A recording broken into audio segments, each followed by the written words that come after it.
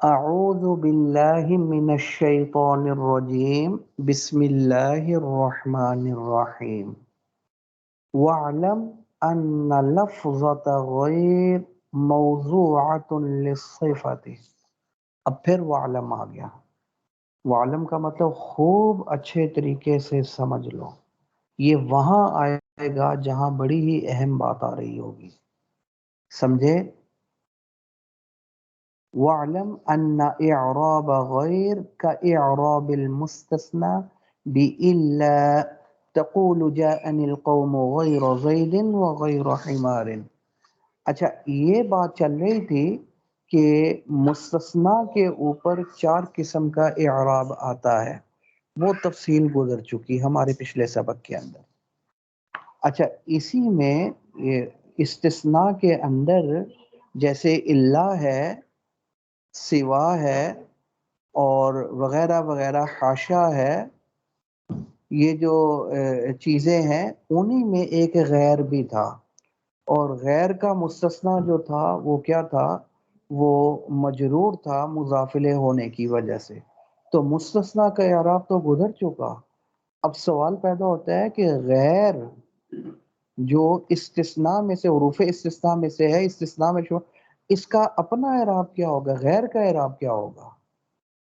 وہ تو ٹھیک ہے، اس کا جو مستثنا بعد میں آ رہا ہے وہ اس کا مضاف الیہ بن کر آ رہا ہے، وہ مجرور ہوگا، اور مستثنا کے چاروں اعراب ہم نے پڑھ لیے، لیکن خود لفظ غیر کا اعراب کیا ہوگا؟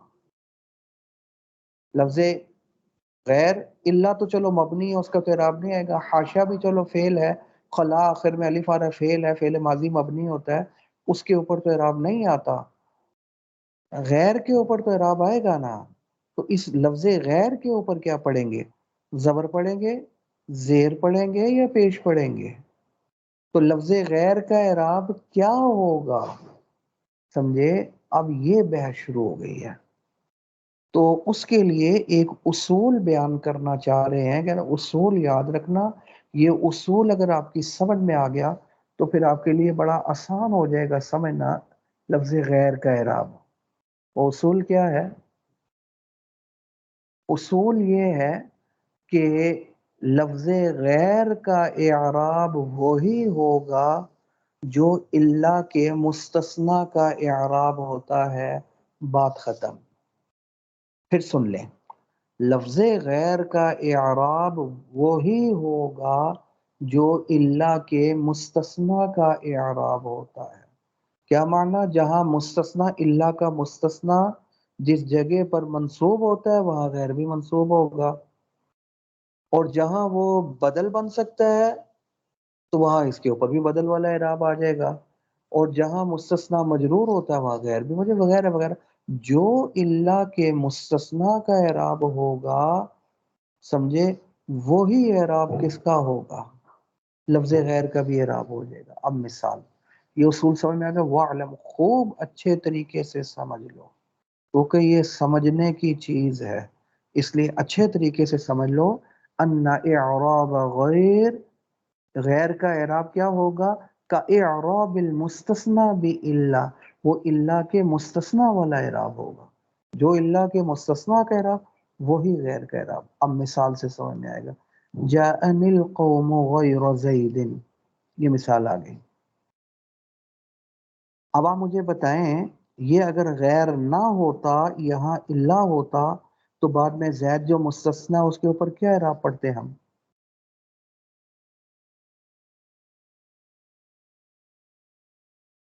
یہ کیا اعراب پڑھتے؟ نصب پڑھتے۔ کیوں نصب؟ جان القوم اللہ زیدن پڑھتے۔ کیوں؟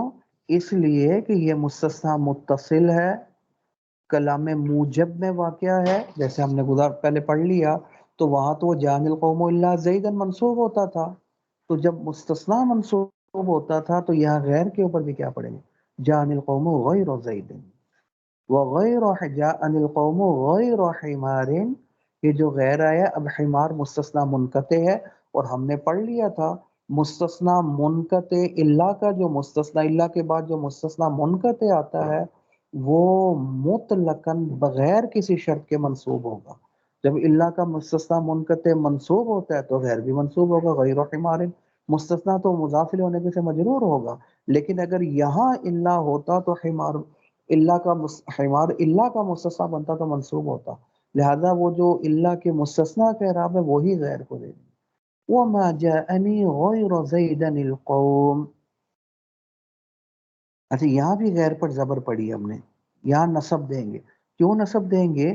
کیونکہ یہاں مستثنا منہ پر مقدم ہے، وہ 5 جگہ تھی نا جہاں مستثنا پر نصب واجب تھا، ان میں سے ایک مستثنا منقطع تھا، تیسری جگہ کیا تھی؟ مستثنا منہ پر مقدم ہو، وہاں بھی نصب واجب ہے۔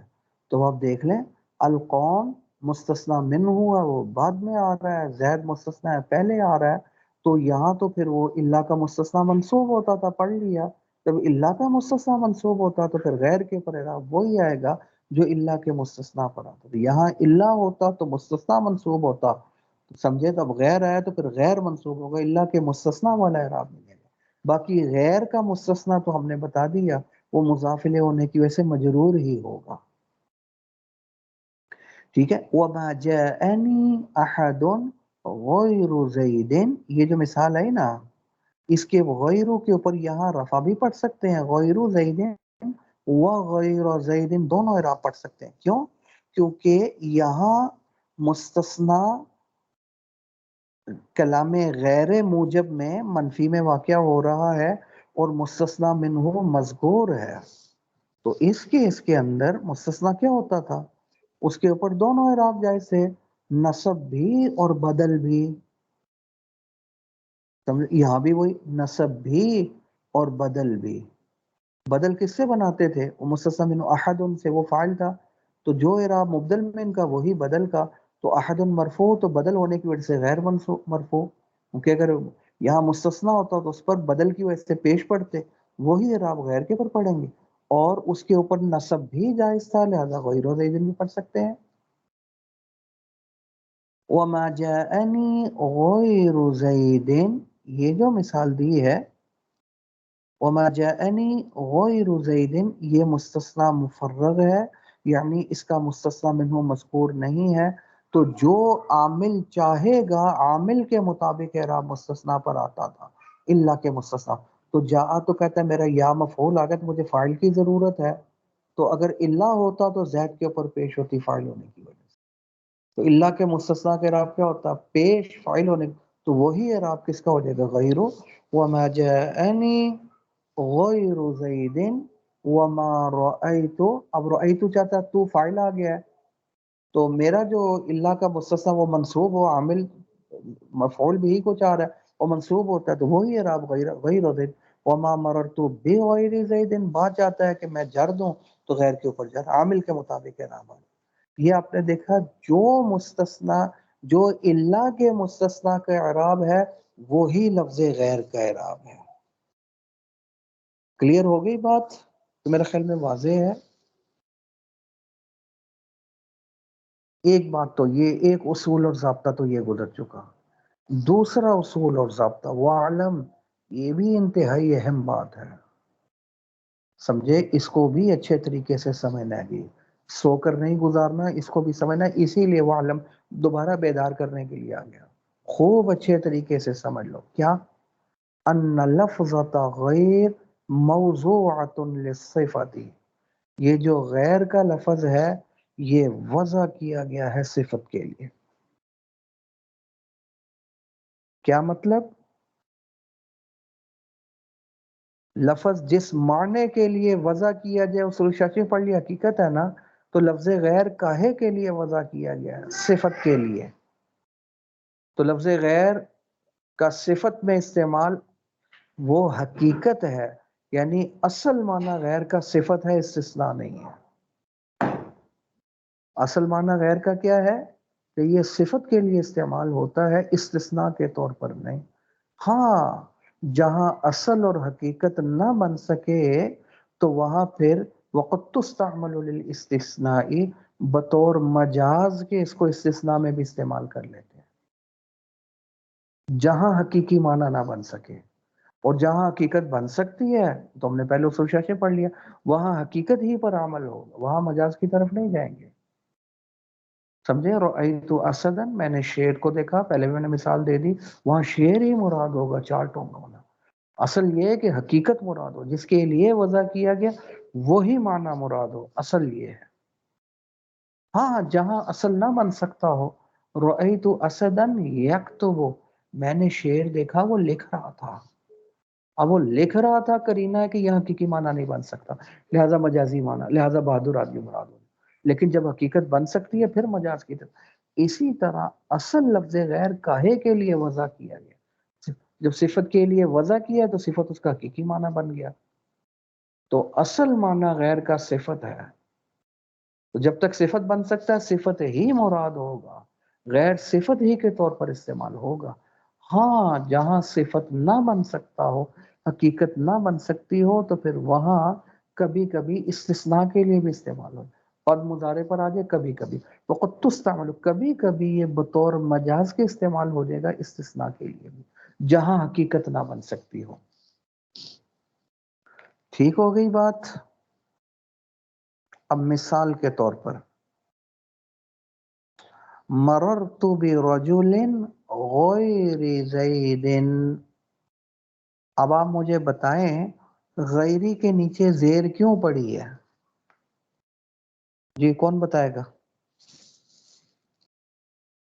غیری کے نیچے زیر کیوں پڑی ہے؟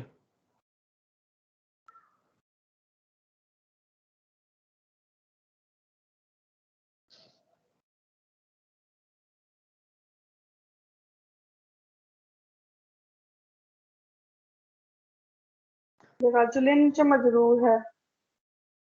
نہیں، غیری کے نیچے زیر کیوں پڑی ہے؟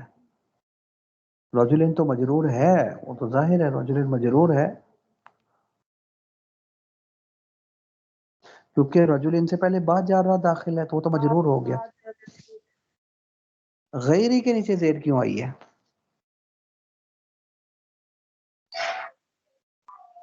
یہ جو ابھی ہم نے اصول پڑھا ہے کہ مستثنا کے ساتھ کا ہی اعراب ہوگا غیر کا، وجہ سے نہیں، کیونکہ یہ غیر صفت کے لیے ہے، یہ رجل کی صفت ہے، اور صفت کا وہی اعراب ہوتا ہے جو موصوف کا، موصوف مجرور ہے نا رجل، تو غیری اس کی صفت بھی مجرور ہو جائے گی۔ میں گزرا ایسے آدمی کے پاس سے جو زید کے علاوہ تھا، ٹھیک ہے نا؟ تو غیر اصل میں استعمال ہوتا ہے کس کے لیے؟ صفت کے لیے۔ ہاں جہاں صفت نہ بن سکتی ہو وہاں استثناء کے لیے آئے گا، ٹھیک ہے؟ اب مثال کے طور پر، مرر تو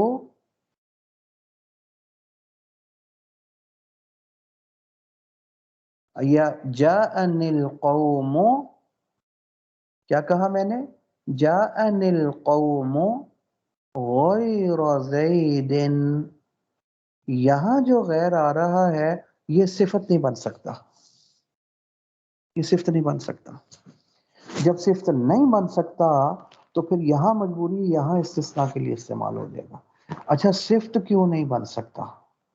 اس لیے کہ جاءن القوم، اب یہ جو القوم ہے نا، یہ معرفہ ہے یا نکرہ ہے؟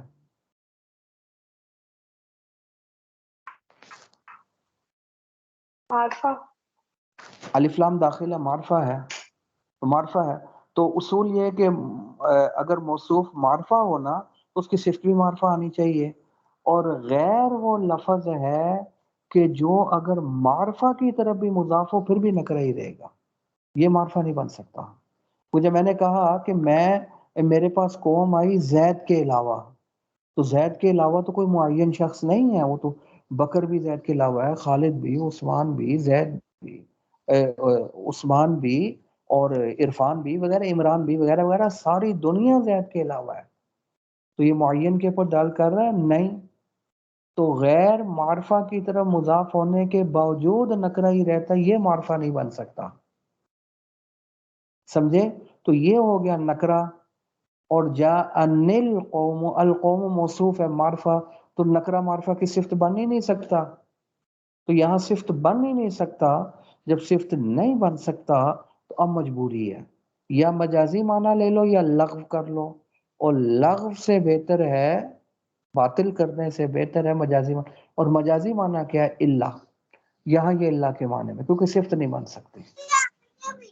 بات سمجھ آئی ہے نہیں آئی؟ کیا آپ نے میرے پاس اوپر کلیئر ہو گئی بات کہ لفظ غیر اصل میں وضع کیا گیا ہے صفت کے لیے، ٹھیک ہے، اس کا اصل معنی، اور جہاں صفت نہ بن سکتی ہو وہاں اس کو بطور مجاز کے استثناء کے لیے استعمال کر لیا جائے گا، جیسا کہ کما ان لفظۃ الا، جیسے لفظ الا موضوعۃ للاستثناء، یہ کاہے کے لیے وضع کیا گیا، اس کا حقیقی معنی اور اصلی معنی کیا ہے؟ استثناء. لیکن جہاں استثناء نہ بن سکتا ہو تو وہاں پھر وقت تستعمل للصفات، بطور مجاز کے صفت کے معنی میں بھی استعمال ہو جائے گا. اور جہاں استثناء بن سکتا ہے وہاں اللہ استثناء کے لیے ہی آئے گا، اور جہاں استثناء نہیں بن سکتا تو پھر وہاں مجبوری ہے کلام کو لغو ہونے سے بچانے کے لیے، وہاں اللہ غیر کے معنی میں ہو کر صفت بن کر استعمال ہوگا. سمجھ آئی یا نہیں آئی؟ یہ ہو گیا غیر کا الٹ ہو گیا.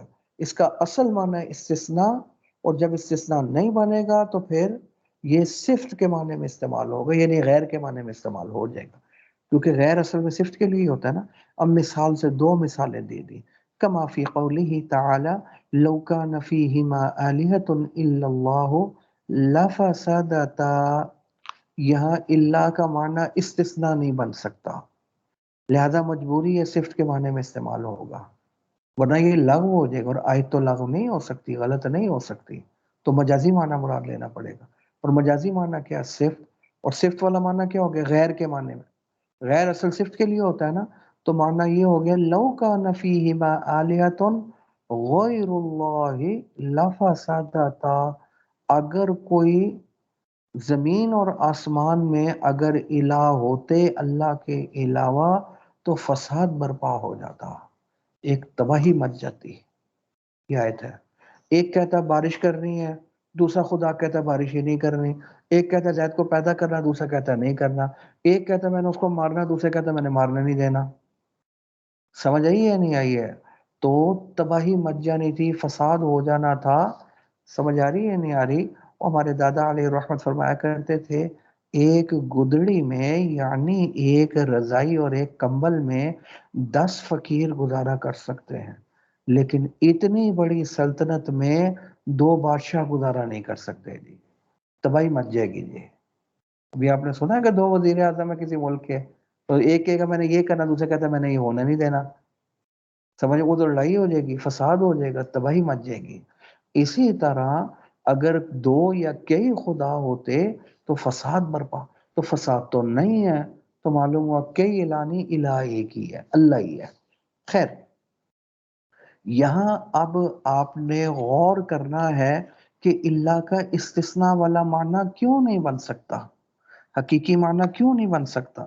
اسی لیے مجاز کی طرف گئے نا. اس کی وجہ یہ ہے لو کان فیہما آلہۃ الا اللہ، اللہ کو اگر استثناء کے معنی میں لیں گے تو اللہ سے پہلے جو آلہۃ وہ مستثنیٰ منہ بن گیا، اور لفظ اللہ کے بعد جو آ رہا ہے یہ مستثنیٰ بن گیا. ٹھیک ہوگی بات؟ جب یہ آلیہ مستثنیٰ منہ بن گیا، اب 2 ہی صورتیں ہیں. استثناء کی تو 2 ہی قسمیں تھیں، یا مستثنیٰ متصل ہے یا مستثنیٰ منقطع ہے. اب یہ استثناء متصل ہوگا یا منقطع ہوگا؟ متصل کسے کہتے تھے؟ مستثنیٰ مستثنیٰ منہ میں داخل ہو. اور داخل کب ہو؟ جب آلیہ سے مراد معبود برحق ہو. تو اللہ اگر زمین اور آسمان میں کئی معبود برحق ہوتے، بہت سارے برحق خدا ہوتے، سمجھے؟ اب اللہ آلیہ معبود برحق میں داخل ہے، اس کو نکال دیے. اب بہت سارے برحق معبود اگر ہم مان لیں تو یہ تو توحید کے خلاف ہے، حالانکہ ہمارا عقیدہ ہے کہ توحید ہے، اللہ کے علاوہ کوئی معبود ہی نہیں ہے. تو آلیہ برحق نہیں مان سکتے. آلیہ برحق مانا تو اللہ تو آلیہ ظاہر ہے، اللہ الہ برحق ہے، برحق خدا ہے، وہ تو اس میں داخل ہو گیا. اس صورت میں استثناء متصل بن جائے گا. لیکن خرابی یہ ہے گی یہ توحید کے خلاف ہے، اس لیے غلط، متصل نہیں بن سکتا. تو اب ایک ہی دوسری قسم رہے گی، وہ کیا؟ منقطع. چلو منقطع مان لو. आलिहा से मुराद माबूदान बातिला मान लो, बातिल माबूद, और अल्लाह से मुराद माबूद बरहक, वो और जिन्स होगी, ये और जिन्स होगी, मुस्तस्ना मुस्तस्ना में दाखिल नहीं है। तो अब तौहीद की तो तौहीद वाली खराबी तो नहीं आई। जमीन और आसमान में कई इला, बातिल इला, अब आलिहा से मुराद बातिल इला ले लिया हमने, ठीक है ना। अब अल्लाह उसमें दाखिल ही नहीं क्योंकि मुस्तस्ना मुनक़ते है। तो अब जो नफी हुई है वो कौन से इलाह की हुई है कि अल्लाह के अलावा कौन से इलाह नहीं है, वो बातिल इलाहों की नफी हो रही है क्योंकि हमने मुस्तस्ना मुनक़ते माना है। अल्लाह तो बरहक है, वो बातिल है। तो अब शुबा ये आएगा कि बातिल इलाहों की नफी हो रही है कि अल्लाह के अलावा बातिल इलाह कोई नहीं है। अब शुबा ये होता है, हो सकता है माबूद बरहक मौजूद हो अल्लाह के अलावा, उसकी तो नफी नहीं आई। तो मुस्तस्ना मुनक़ते मानेंगे या मुत्तसिल मानेंगे, दोनों सूरतों में तौहीद जो है ना वो बाकी नहीं रहेगी और वो एक बड़ी गड़बड़ वाक़या हो जाएगी। इसलिए इसको हरफ इस्तिस्ना मान ही नहीं सकते क्योंकि इस्तिस्ना आएगा, मुस्तस्ना मुस्तस्ना मिन्हु आएगा, तो फिर मुत्तसिल मानो तो खराबी। दो ही तो किस्में थी इस्तिस्ना की, या मुत्तसिल या मुनक़ते, तो दोनों सूरतों में खराबी आ रही है तौहीद के एतबार से, इसलिए दोनों सूरतें गलत। तो अब क्या मानो, इसको इस्तिस्ना मानो ही ना ताकि मुस्तस्ना मुस्तस्ना मिन्हु वाला चक्कर ही ना आए। इसको सीधा सा सिफ्त बना लो, गैर के माने में ले लो। लौ कान फीहिमा आलिहतुन इल्लल्लाह, नीचे क्या लिखा है, ए गैरुल्लाह, अल्लाह के अलावा, अल्लाह का गैर भी अगर कोई माबूद मौजूद होता तो फसाद बर्पा हो जाता। मुस्तस्ना मुस्तस्ना मिन्हु बन ही नहीं सकता, वरना तौहीद गलत, तौहीद के खिलाफ हो जाएगा या तौहीद के खिलाफ चले, वो तो नहीं हो सकता। इसी तरह वकज़ालिक क़ौलुहु ला इलाहा इल्लल्लाह, ये भी वही बात है। इल्ला को अगर इस्तिस्ना मानो तो फिर इस्तिस्ना दो किस्म, मुत्तसिल होगा या मुनक़ते। मुत्तसिल मानोगे तो अल्लाह को इला के अंदर दाखिल माना क्योंकि मुस्तस्ना मुस्तस्ना मिन्हु में दाखिल होता है, मुस्तस्ना मिन्हु इला हो गया, तो माबूद बरहक मान लिया आपने। तो फिर या माबूद बातिल मान लिया। दोनों सूरतों में जैसे ऊपर वो खराबी लाजिम आ रही है, तौहीद के खिलाफ बन जाएगा कलमा, हालांकि है ये कलमा तौहीद, जैसे ऊपर तौहीद ऐसे यहाँ भी कलमा तौहीद के खिलाफ हो जाएगा। इससे यहाँ भी क्या मुराद ले लेंगे, ये इल्ला गैर के माने में है, इस्तिस्ना के लिए नहीं। बात खत्म हो गई। अच्छा जी, अब थोड़ा सा और कर लें। फसलुन, हमने क्या कहा था कि मंसूबात चल रहे थे, मंसूबात टोटल 12 है, कुछ मंसूब गुजर चुके। अगला मंसूब काना की खबर और काना के अखवात, काना सारा अस्बहा अमसा वगैरह की खबर भी मंसूब होती है, समझे। काना खबर काना व अखवातिहा हुवल मुस्नदु बअदा दुखूलिहा, ये भी मंसूब होती है। और काना की खबर काना के दाखिल होने के बाद काना के लिए मुस्नद बनती है। आप मुझे बताएं एक बात, जब काना नहीं दाखिल था, काना ज़ैदुन क़ाइमन है ना, तो ज़ैदुन क़ाइमुन में क़ाइमुन क्या था, मुस्नद था या मुस्नद इलैह था, जुमला इसमिया था ना ज़ैदुन क़ाइमुन। तो काना दाखिल कर दिए, काना ज़ैदुन क़ाइमन। तो ये काना से पहले जब ये ज़ैदुन क़ाइमुन जुमला इसमिया था तो ज़ैद मुब्तदा मुस्नद इलैह था और क़ाइमुन मुस्नद था। तो ये तो काना से पहले भी मुस्नद था, और ये कह रहे हैं हुवल मुस्नद बअदा दुखूलिहा, ये काना के दाखिल होने के बाद मुस्नद बनती है इसकी खबर। हालांकि काना जब नहीं था तो तब ये मुब्तदा की खबर थी, और मुब्तदा की खबर भी मुस्नद होती है, समझे। तो क्या माना काना के दाखिल होने के बाद मुस्नद, माना ये है कि काना के दाखिल होने से पहले ये मुब्तदा की मुस्नद थी और काना के बाद ये काना का मुस्नद बन गया है। तो काना दाखिल होने के बाद काना के लिए मुस्नद बना है, और काना से पहले पहले ये काना के लिए मुस्नद थी, बल्कि मुब्तदा के लिए मुस्नद थी। ये फर्क आ गया। नहू काना ज़ैदुन क़ाइमन, तो आपने देखा क़ाइमन पर ज़बर आई, क्यों ज़बर आई, क्योंकि ये खबर बन गई काना की। तो मालूम हुआ काना और काना के अखवात की खबर भी मंसूब होती है।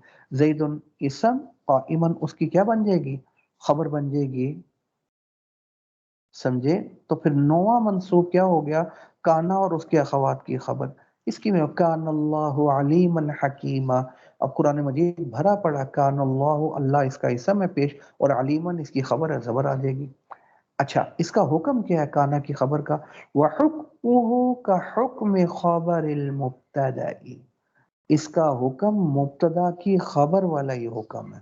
جو مبتدا کی خبر کا حکم ہوگا وہی کانا کی خبر کا حکم ہے، الا مگر ایک فرق ہے صرف، وہ ایک فرق کیا ہے؟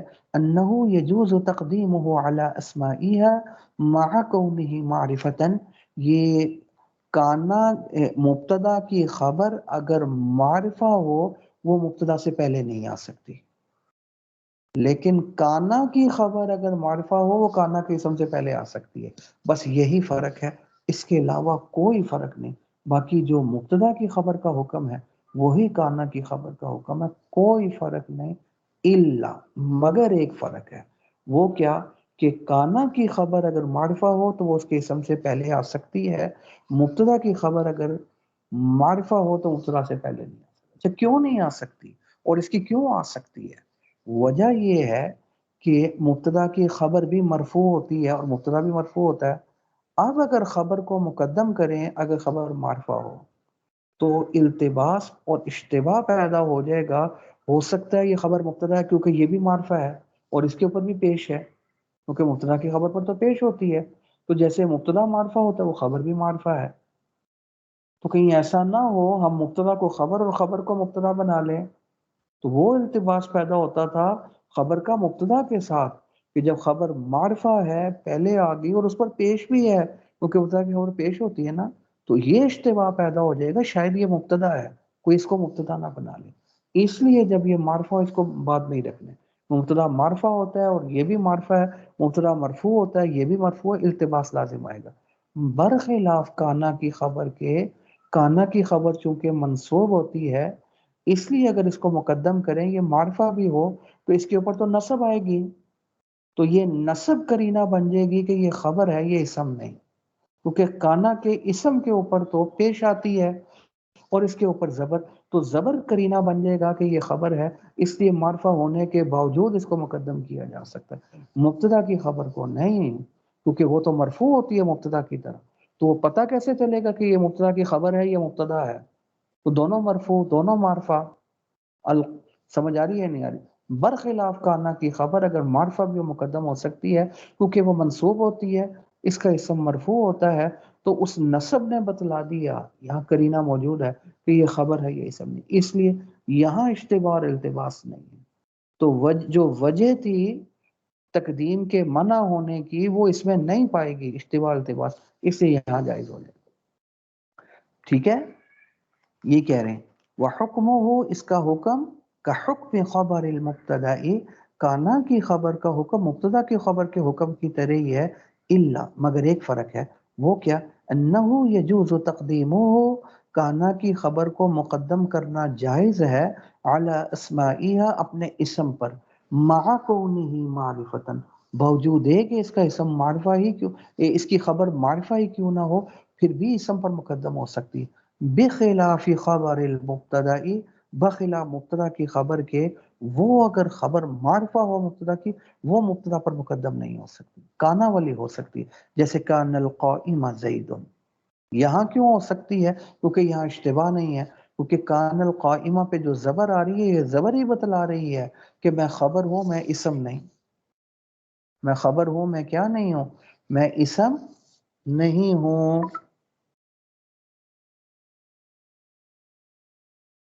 سمجھ آ گئی بات؟ اچھا جی، یہ تو 9 ہو گئے، 10واں آخری ایک لائن ہے یہ بھی دیکھ لیں۔ اچھا جی 10واں آخری، فصل اسم ان و اخواتها، اچھا جی 9 منصوب تو گزر چکے، 10واں منصوب ان اور اس کے اخوات، انا کا انا، لاکنہ، لیتا، لعلہ وغیرہ کا اسم یہ بھی منصوب ہوتا ہے، هو المسند الیہ، اس کا اسم جو کہ ان کے داخل ہونے کے بعد ان کے لیے مسند الیہ ہوتا ہے، اور جب تک یہ داخل نہیں تھے وہ مبتدا ہونے کی وجہ سے مسند الیہ تھا، اب ان کے داخل ہونے کے بعد ان کے لیے مسند الیہ بن جاتا ہے ان کا اسم، وہ بھی منصوب ہوگا، یہ 10واں منصوب ہو گیا. جیسے ان زیدن قائم، یہ ان اور زیدن اس کا اسم سمجھے، اور اس کا اسم منصوب سمجھے، اور ہمارا کہنا ٹھیک ہو گیا کہ ان کا اسم بھی منصوب ہوگا. سمجھ آ رہی ہے نہیں آ رہی؟ تو یہ 10واں منصوب بھی ہو گیا. هذا هو المرام واللہ اعلم بحقیقت الکلام. اس کو اچھے طریقے سے دیکھ لیں، بقیہ انشاءاللہ بشرط زندگی اور صحت ہفتے والے دن پیر والے دن انشاءاللہ دیکھ لیں.